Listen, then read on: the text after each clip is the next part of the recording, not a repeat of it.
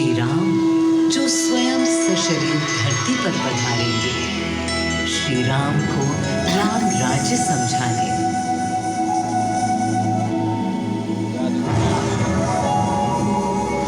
ये गाथा उस शक्ति पुंज की है जो पृथ्वी पर जीवन और सृष्टि का केंद्र था, है और रहेगा। वो अखंड शक्ति स्रोत जो दिशा दिखाता है सतत अनवरत, जिसने श्री राम का मार्ग प्रशस्त किया, आदि नारायण सूर्यदेव। अयोध्या वासियों को भी प्रभु श्री राम की इस दुविधा का आभास होने लगा था। देखा क्या? तुमने देखा क्या? कितने सकुचाई से श्री रघुवीर थे। पद की प्रसन्नता या दर्प निरप होने का ललक या उमंग कोई कुछ भी तो दिखी नहीं। मुकुट सामने रख कितने अधीर थे। वे तो थे अधीर नहीं, हाँ थोड़े गंभीर थे। सौम्य मुखमंडल पर निर्बलों की पीड़ा थी, दीनहीन असहाय वंचितों का दर्द था। उनके लिए मुकुट अथवा राज सिंहासन वैभव का लोग नहीं। अब कैसे सुखी दिखे जब तक सुखी सारे लोग नहीं। तब दिशा निर्देशन के लिए श्री राम ने स्वयं सूर्यदेव का स्मरण किया। श्री राम सूर्यदेव का आह्वान करने लगे। क्लांत मन से उन्होंने अपने पितामह को याद किया। मन असमंजस में था उनका।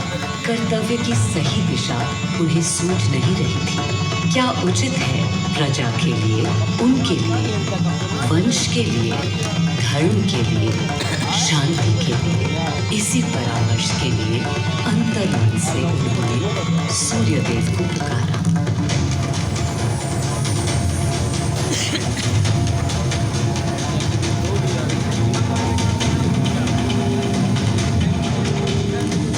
मैं अयोध्या पवित्र से पवित्रतम हो गई हूँ। आज स्वयं श्री राम ध्यानरत हैं, मर्यादा पुरुषोत्तम आवाहन कर रहे हैं, उन सकारात्मक शक्तियों का संचार कर रहे हैं जो उन्हें, मुझे और मेरे यानी अयोध्या के हर निवासी को अनंत काल तक सही दिशा दिखाएंगे। संभव है स्वयं सूर्यदेव सशरीर पधारे अयोध्या की धरा पर।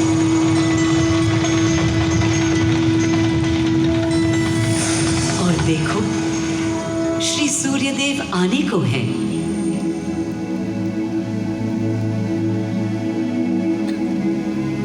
उनकी पहली किरण के स्पर्श से कलियां एक एक कर खिलने लगी।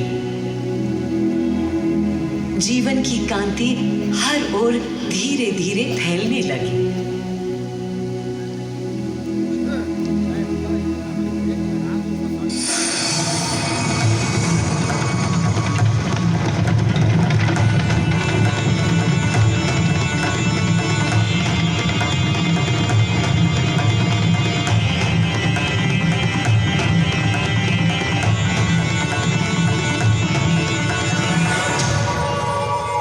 कितना अनोखा दिन है। स्वयं सशरीर अपने अलौकिक स्वरूप में पधारे हैं श्री सूर्यदेव नारायण, और उनके अधीर मन के संशय मिटाने को। अधीर है या गंभीर है, मैं जानता हूं क्या उनकी पीर है।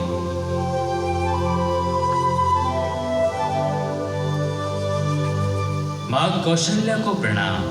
कहाँ है राम? अरे भूलूं ये बात कि कौन बड़ा है। आज्ञा हो तो आपके चरण छू लूं। अरे नहीं नहीं, ये क्या करते हैं आदि पुरुष? ऐसा अनुग्रह सर्वथा अनुचित है। राम वंशज हैं आपके, क्यों पाप का भागीदारी बनाते हैं पितामह? पितामह पितामह होंगे हम ब्रह्मलोक में, अब धरती पर जनलोक में आ गए हैं। आइए चलिए। सूर्यदेव के आगमन पर माँ कौशल्या उन्हें मिली और विनती की कि हे देव, मेरे पुत्र की दुविधा दूर करें, उन्हें राह दिखाएं। ताकि अयोध्या का, पूरे भारत का भविष्य निर्धारित हो सके। आपकी जब पहली किरणें आती हैं तब गोचारण होता है, चिड़ियां गाती हैं, लेकिन इन दिनों कितनी उदास है। कारण है उनके राम की एकाग्र साधना और सुदीर्घ उपवास। सिंहासन की ओर चरण धरना नहीं चाहते, धारण नहीं करना चाहते हैं मुकुट। कोई बात नहीं। राज्य अभिषेक के बाद राज्य जो भी चलाए, राम राज उसका ही तो कहलाएगा। मैं आ चुका हूं तपस्वी राम। मनस्वी राम, अपने नेत्र खोलो।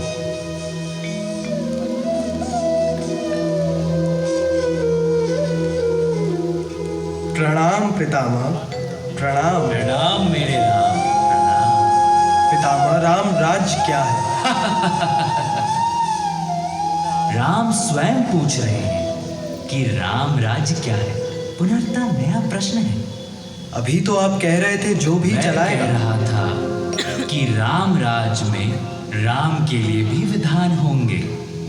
आदिदेव, कुछ अनुमान तो मुझे है, लेकिन अब आप बताइए क्या विधान है।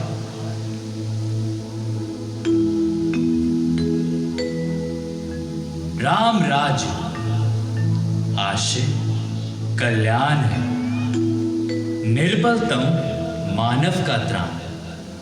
भय हो ना भीति हो, मुख्य राम राजनीति जन जन की प्रीति हो।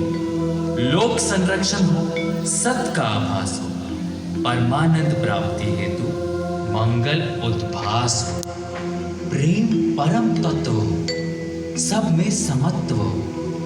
दैहिक दैविक या भौतिक संतापों की औषधि अचूक राम बाण है। राम राज्य आशय कल्याण है, निर्बलतम मानव का त्राण है। प्रमोदित अपंतव, आस्था का घनत्व, वैभव विशाल, मेघ करे वर्षा और सदा ही सुखाए। दिशाएं सब मस्त हो, जनपद ये स्वस्थ हो। उपद्रव ना ही और ना कोई आतंक हो। कोई नहीं रंग हो, सुख ही सुख निशंक हो। प्रेम योग धर्म मूल्य प्राण है। राम राज आशय कल्याण है। मां कौशल्या, अभी ये मुकुट मात्र सोने का है। मैं इस मुकुट को राम के साथ सदा उपस्थित होने का बना देता हूं।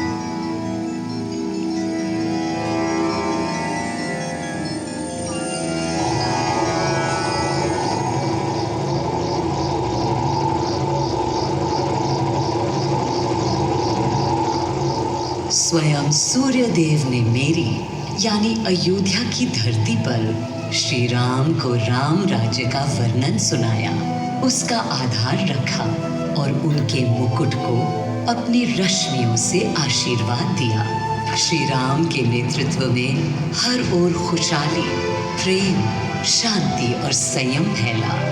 हर ओर रोशनी, प्रकाश और जीवन का संगीत गूंजने लगा।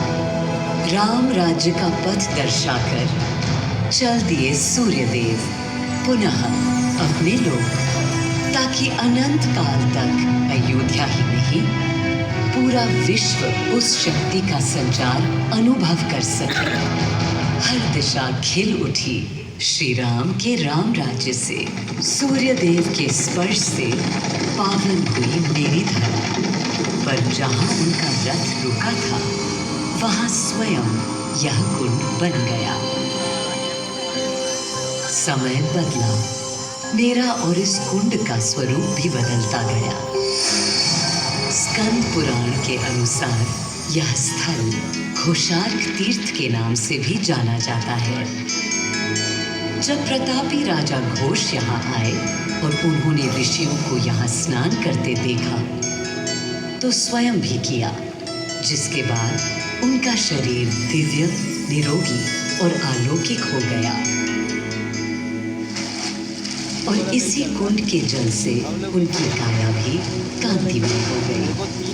यहाँ की गई उनकी घोर तपस्या का तेज आज भी अनुभव किया जा सकता है। दिन बीते, साल बीते और फिर अनेकों सदियों के बाद राजा दर्शन सिंह यहाँ आए। यही तपस्या करने के बाद उन्होंने यहाँ सूर्य मंदिर, कुंड और चारों ओर घाट का निर्माण कराया, जिससे यहाँ की प्रजा भी इस अलौकिक कुंड का लाभ उठा सके।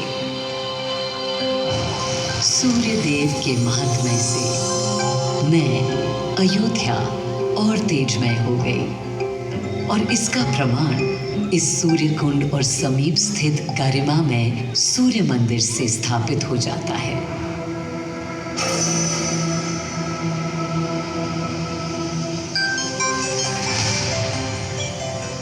मैं अयोध्या इस हर्ष से भूली नहीं समाती कि मेरी ही धरती पर राम राज्य की आधारशिला रखी गई।